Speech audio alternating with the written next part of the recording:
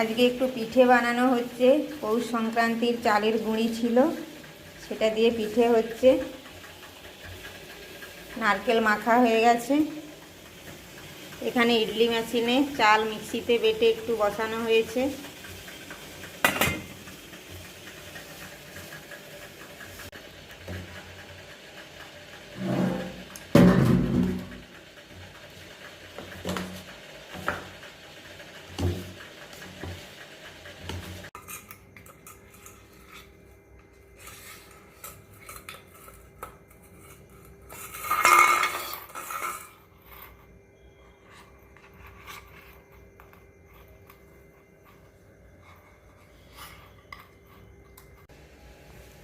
পিঠে বানানো হচ্ছে, আমার ছেলেও বানাচ্ছে।